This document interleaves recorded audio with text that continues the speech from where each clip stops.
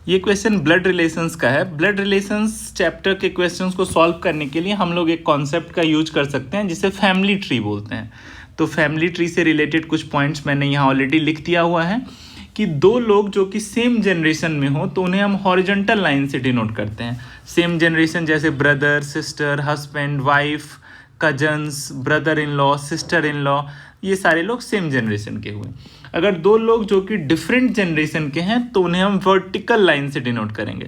जैसे अगर ये दे दिया जाए एज फादर ऑफ बी, तो फादर तो अलग जनरेशन होता है, तो पहले ए लिख देंगे, एज फादर ऑफ बी, मतलब पहले ए फिर वर्टिकल लाइन तब बी, ऐसा। उसके बाद जेंडर के क्लैरिटी के लिए मेल को हम लोग प्लस से और फीमेल को माइनस से डिनोट कर सकते हैं। हस्बैंड एंड वाइफ ये होते तो सेम जनरेशन ही है, इसलिए हॉरिजॉन्टल लाइन तो आना ही है, लेकिन उसमें डबल साइडेड एरो कर देंगे। ऐसा इसलिए करेंगे क्योंकि ब्रदर सिस्टर भी सेम जनरेशन है, वहाँ भी हॉरिजॉन्टल लाइन आएगा। ब्रदर सिस्टर में भी एक मेल एक फीमेल, हस्बैंड वाइफ में भी एक मेल एक फीमेल, तो वहाँ कन्फ्यूजन हो सकता है, इसलिए हस्बैंड एंड वाइफ को डबल साइडेड एरो से डिनोट कर देंगे। अब इस क्वेश्चन को हम लोग सॉल्व करते हैं। यहाँ दिया है कि B says that R is the daughter of my sister A. तो बी की सिस्टर है A, sister means same generation female, और R is the daughter of my sister A, तो आर ए की डॉटर है, तो ए के नीचे वर्टिकल लाइन तब आर, और आर इज फीमेल। अब ये दिया क्या, A who is the only daughter of T, A is the only daughter of T, मतलब टी जो है वो ए के पेरेंट्स हुए, फादर हुए या मदर पता नहीं, इसलिए ए के ऊपर टी हमने वर्टिकल लाइन से लिख दिया।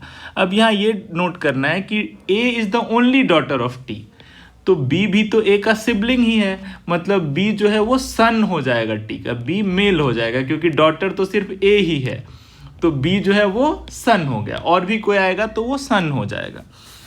अब अगला इंफॉर्मेशन है कि x is the child of T and Z. इसका मतलब टी एंड जेड जो है वो हस्बैंड एंड वाइफ है। कौन हस्बैंड कौन वाइफ अभी तक तो पता नहीं, लेकिन दोनों हस्बैंड एंड वाइफ हैं, और इनके चाइल्ड एक एक्स भी हैं। अभी तक टी और जेड के एक चाइल्ड ए और एक बी है, इसके अलावा अब एक्स भी आ गया, तो यहाँ एक horizontal line x same generation में हमने एक और सिबलिंग ड्रॉ कर दिया। और हमें पता है कि A is the only daughter of T, तो डॉटर सिर्फ ए ही है, मतलब बी भी सन और एक्स भी सन, ठीक है।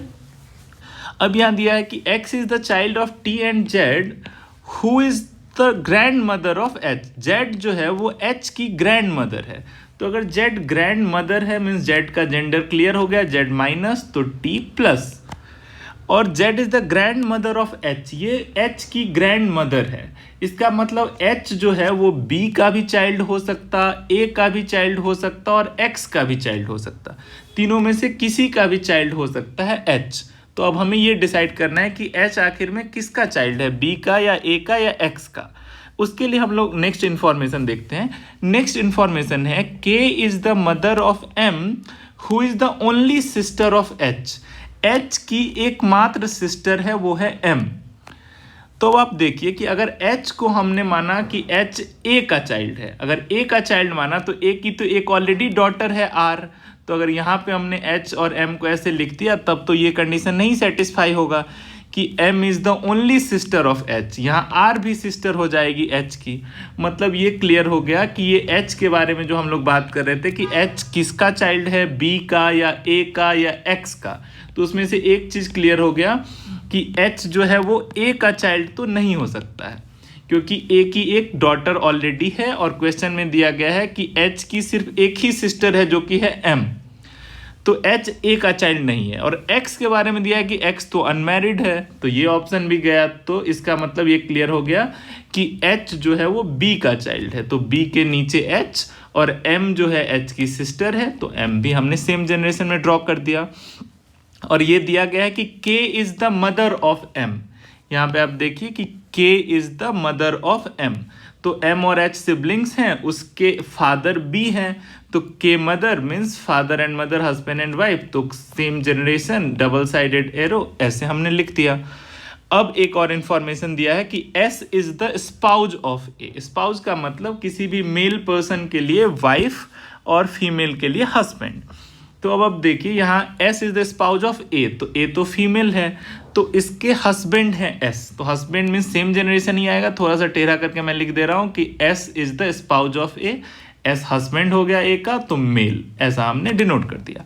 अब हमसे पूछा जा रहा है कि how is K related to S, के रिलेटेड टू एस, तो एस से के का रिलेशन देखिए, एस की जो वाइफ है ए, उसका भाई है बी, तो बी क्या हो गया, बी हो गया ब्रदर इन लॉ, एस का ब्रदर इन लॉ हो गया बी, एस के लिए वाइफ का ब्रदर है बी, तो बी हो गया ब्रदर इन लॉ, तो के जो है बी की वाइफ है, तो wife of brother in law आपका आंसर आ गया।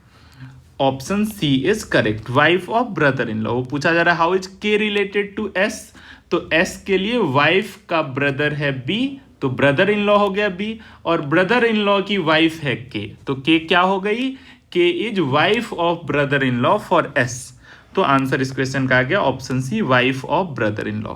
इस क्वेश्चन को हमने थोड़ा डिटेल में इसलिए डिस्कस किया है कि कोई भी क्वेश्चन फैमिली ट्री से रिलेटेड हो, ब्लड रिलेशंस का, तो आप उसको सॉल्व कर पाएँ। अगर समझने में कोई भी प्रॉब्लम है तो एक बार रिपीट करके फिर से एक्सप्लेनेशन सुनिए, या फिर आप कमेंट करके भी पूछ सकते हैं।